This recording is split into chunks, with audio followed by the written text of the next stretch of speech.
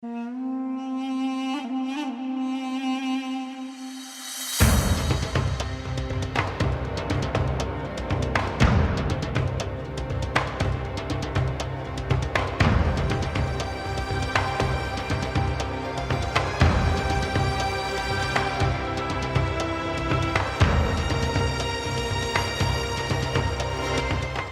वालेकुम दोस्तों, मैं नासिर ढिल्लों। अज असीं पहुंचे हाँ, पंजाबी लैब टीम पहुंची है बादशाही मस्जिद दे विच। लाहौर की बड़ी तारीखी मस्जिद 1671 दे विच मुगल बादशाह औरंगजेब ने इस मस्जिद को तामीर करवाया सी, बनवाया सी।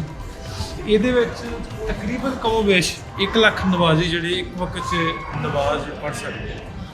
सो इस तारीखी मस्जिद ਨੂੰ कैमरे की अख की राही तुहाडे तक पहुँचाने लिए अज असीं इत्थे पहुंचे मस्जिद अपना अज का ब्लॉग जिहड़ा असीं स्टार्ट किया ब्लॉगिंग का सिलसिला।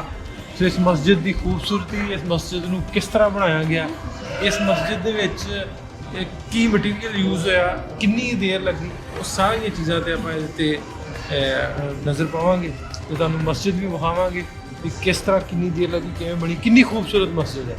तो आपां चलदे हां मस्जिद दे विच, लैके चलदे तुहानूं बगैर टाइम जाया किते मस्जिद दे विच। बहुत खूबसूरत नज़ारा इस वेले। जिन्ने साडे नाल जुड़े ने इस वेले पंजाबी लैब यूट्यूब चैनल ते, उन्हां नूं दसदा जावां कि असीं लाहौर दे जिहड़े मुख्तलिफ जगहां ने, जिहड़ियां हिस्टोरिकल जगहां ने, उन्हां दा व्लॉग जिहड़े वा ਉਹ ਵਕਤਨ ਫਵਕਤਨ ਵੀਕਲੀ ਬੇਸਿਸ ਦੇ ਤੁਹਾਡੇ ਨਾਲ ਸ਼ੇਅਰ ਕਰਦੇ ਰਵਾਂਗੇ। ਸੋ ਅੱਜ ਲਾਹੌਰ ਦਾ ਪਹਿਲਾ ਵਲੌਗ ਜਿਹੜਾ ਇੱਕ ਖੂਬਸੂਰਤ ਮਸਜਿਦ ਤੋਂ, ਜਿਹੜੀ ਮਸਜਿਦ ਹੈ ਫਿਰ ਲਾਹੌਰ ਸ਼ਹਿਰ ਜਿਹੜਾ ਪਾਕਿਸਤਾਨ ਦਾ ਦਿਲ ਆ ਉਹਦੇ ਵਿੱਚ ਮੌਜੂਦ ਹੈ, ਇੱਥੇ ਅਸੀਂ ਪਹੁੰਚੇ ਹਾਂ।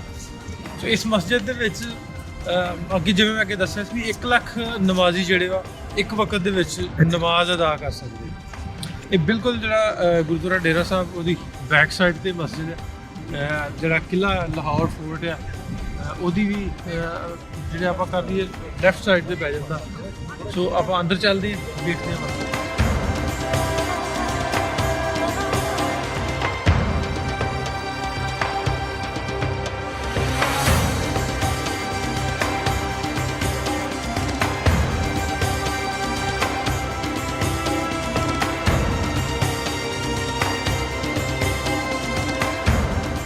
ਇੱਦਾਂ ਤੁਸੀਂ ਇਹ ਮਸਜਿਦ ਦਾ ਜਦੋਂ ਤੁਸੀਂ ਅੰਦਰ ਆਉਂਦੇ ਅੰਦਰਲੇ ਹੱਥ ਦੇ ਵਿੱਚ ਆ ਜਾਂਦੇ ਇਸ ਤੁਸੀਂ ਵੇਖੋ ਕਿ ਕੋਈ ਵੀ ਤੁਹਾਨੂੰ ਪੰਖਾ ਜਾਂ ਏਸੀ ਨਜ਼ਰ ਨਹੀਂ ਆਏਗਾ। ਤਾਂ ਵੈਂਟੀਲੇਸ਼ਨ ਐਡੀ ਜ਼ਬਰਦਸਤ ਰੱਖੀ ਗਈ ਹੈ, ਉਹ ਥੋੜ੍ਹੀ ਜਿਹੀ ਹਾਈਟ 'ਤੇ ਹੈ। ਵੈਂਟੀਲੇਸ਼ਨ ਦੇ ਬਾਅਦ ਨਾਲ ਅਸੀਂ ਅੰਦਰ ਖੜੇ ਹਾਂ, ਗਰਮੀ ਦਾ ਮੌਸਮ ਹੈ, ਤਾਂ ਤੁਹਾਨੂੰ ਬਿਲਕੁਲ ਵੀ ਗਰਮੀ ਮਹਿਸੂਸ ਨਹੀਂ ਹੈਗੀ ਕਿਉਂਕਿ ਵੈਂਟੀਲੇਸ਼ਨ ਦਾ ਸਿਸਟਮ ਨਿਜ਼ਾਮ ਜਿਹੜਾ ਬਹੁਤ ਜ਼ਬਰਦਸਤ ਔਰ ਕਲਾਸ ਰੱਖਿਆ ਗਿਆ। ਚਾਰੇ ਪਾਸੇ ਦੋਵੇਂ ਪਾਸੇ ਉੱਧਰੋਂ ਵੀ ਸਾਰੇ ਦਰਵਾਜ਼ੇ ਵੱਡੇ ਹਵਾ ਵਾਲੀ ਖੁੱਲ੍ਹੇ ਦਰਵਾਜ਼ੇ ਨੇ, ਹਵਾਦਾਰ ਨੇ। ਇੱਥੇ ਤੁਹਾਨੂੰ ਮੇਰਾ ਏਸੀ ਜਾਂ ਪੱਖੇ ਦੀ ਲੋੜ ਜਿਹੜੀ ਆ ਨਹੀਂ ਪੈਂਦੀ।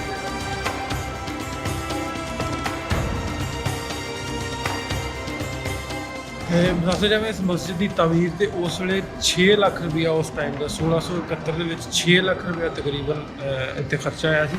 ਇਹ ਖੂਬਸੂਰਤੀ ਦੀ ਗੱਲ ਕਰਦਾ ਕਿ ਤੁਸੀਂ ਦੇਖ ਲਓ ਅੱਜ ਵੀ ਇਹਦੀ ਖੂਬਸੂਰਤੀ ਬਿਲਕੁਲ ਉਸੇ ਤਰ੍ਹਾਂ ਮਾਤ ਨਹੀਂ ਪਈ ਬਿਲਕੁਲ। ਲੱਖਾਂ ਦੀ ਤਾਦਾਦ 'ਚ ਜਿਹੜੇ ਵਿਜ਼ਿਟਰ ਨੇ ਹੁਣ ਵੀ ਪੂਰੇ ਪਾਕਿਸਤਾਨ ਤੋਂ ਪੂਰੀ ਦੁਨੀਆ ਦੇ ਉੱਥੇ ਪਹੁੰਚਦੇ ਨੇ ਇਹਦੀ ਖੂਬਸੂਰਤੀ ਨੂੰ ਦੇਖਣ ਵਾਸਤੇ। ਜੇ ਆਪਾਂ ਇੱਕ ਚੀਜ਼ ਤੇ ਜਿਹੜੀ ਇਹਦੇ ਨਕਸ਼ਾ ਨਿਗਾਰ ਵੇਖੀਏ ਤਾਂ ਬੜੇ ਖੂਬਸੂਰਤੀ ਦੇ ਨਾਲ ਬਣਾਇਆ ਗਿਆ ਸਾਰਾ ਕੁਝ। ਉਹਦੇ ਵਿੱਚ ਅੱਜ ਤੱਕ ਕੋਈ ਵੀ ਐਸੀ ਚੀਜ਼, ਐਸੀ ਪੇਂਟਿੰਗ, ਐਸੀ ਜਗ੍ਹਾ ਕੋਈ ਵੀ ਨਹੀਂ ਹੈ ਜਿਹੜੀ ਉਹਦੀ ਖੂਬਸੂਰਤੀ ਦੇ ਵਿੱਚ ਮਾਤ ਹੋਈ ਹੋਵੇ, ਕੋਈ ਕਮੀ ਹੋਈ ਹੋਵੇ। ਬਿਲਕੁਲ ਪਰਫੈਕਟ ਜਿਸ ਤਰ੍ਹਾਂ ਬਣੀ ਸੀ ਜਿਵੇਂ ਥੋੜ੍ਹੇ ਦਿਨ ਪਹਿਲਾਂ ਬਣੀ।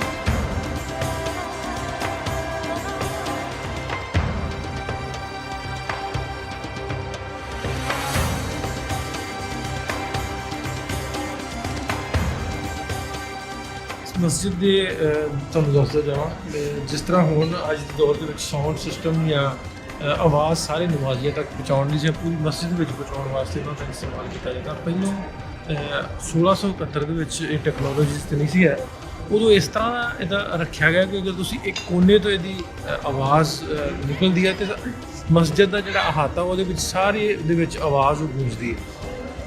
ਦੱਸ ਜਾਵਾਂ ਹੋਰ ਹਕਾਇਤਾਂ ਬਹੁਤ ਸਾਰੀਆਂ, ਹੋਰ ਮਿੱਥਾਂ ਬਹੁਤ ਸਾਰੀਆਂ ਕਿ ਜਦੋਂ ਮਹਾਰਾਜਾ ਰਣਜੀਤ ਸਿੰਘ ਦਾ ਦੌਰ ਸੀ ਉਹਨੇ ਖੁਦਾ ਖਾਸਤਾ ਕਿ ਘੋੜੇ ਜਿਹੜੇ ਵਾ ਬੰਨ੍ਹ ਦਿੱਤੇ ਸੀ ਮਸਜਿਦ ਦੇ ਵਿੱਚ। ਲੇਕਿਨ ਲਾਹੌਰ ਦੇ ਹੀ ਸਾਡੇ ਬੜੇ ਪਿਆਰੇ ਦੋਸਤ ਜਿਹੜੇ ਜਿਨ੍ਹਾਂ ਦੇ ਕੋਲ ਅੱਜ ਵੀ ਉਹ ਦਸਤਾਵੇਜ਼ਾਤ ਪਈਆਂ ਨੇ ਜਿਹੜੀਆਂ ਦਸਤਾਵੇਜ਼ਾਂ ਦੱਸਦੀਆਂ ਕਿ ਮਹਾਰਾਜਾ ਰਣਜੀਤ ਸਿੰਘ ਨੇ ਆਪਣੇ ਦੌਰ ਦੇ ਵਿੱਚ ਇਹਨਾਂ ਮਸਾਜਿਦ ਨੂੰ, ਇਹਨਾਂ ਮਜ਼ਾਰਾਂ ਨੂੰ, ਇਸ ਮਸਜਿਦ ਨੂੰ ਫੰਡਸ ਜਾਰੀ ਕੀਤੇ ਇਹਨਾਂ ਦੀ ਰੈਨੋਵੇਸ਼ਨ ਵਾਸਤੇ, ਇਹਨਾਂ ਦੀ ਪ੍ਰੀਪੇਸ਼ਨ ਵਾਸਤੇ।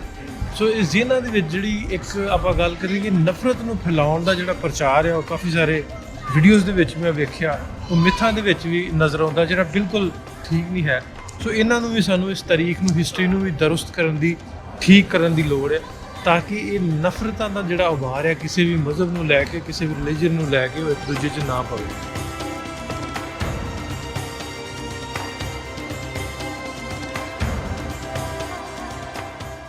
ਇਸ ਮਸਜਿਦ ਦੀ ਤਾਮੀਰ ਦੇ ਵਿੱਚ ਸਿਰਫ ਮੁਸਲਮਾਨਾਂ ਨਹੀਂ ਬਲਕਿ ਦੂਜੇ ਮਜ਼ਹਬਾਂ ਦੇ ਲੋਕਾਂ ਨੇ ਵੀ ਵੱਧ ਚੜ੍ਹ ਕੇ ਹਿੱਸਾ ਲਿਆ, ਉਹਨਾਂ ਦੀ ਤਾਮੀਰ 'ਚ ਹਿੱਸਾ ਲਿਆ। ਬਿਲਕੁਲ ਇਹਦੇ ਨਾਲ ਹੀ ਗੁਰਦੁਆਰਾ ਡੇਰਾ ਸਾਹਿਬ ਹੈ, ਜਿਹੜੀ ਇਸ ਗੱਲ ਦੀ ਤਸਦੀਕ ਕਰਦੀ ਹੈ ਕਿ ਇੱਥੇ ਮਜ਼ਹਬੀ ਤੌਰ 'ਤੇ ਕਿਸੇ ਕਿਸਮ ਦਾ ਕਲੈਸ਼ ਨਹੀਂ ਸੀ। ਉਹਨਾਂ ਲੋਕਾਂ ਨੇ ਵੀ ਮਸਜਿਦ ਦੀ ਤਾਮੀਰ ਦੇ ਵਿੱਚ, ਜਿਹੜੇ ਮੁਸਲਮਾਨ ਨਹੀਂ ਸੀ, ਉਹਨਾਂ ਨੇ ਵੀ ਹਿੱਸਾ ਲਿਆ।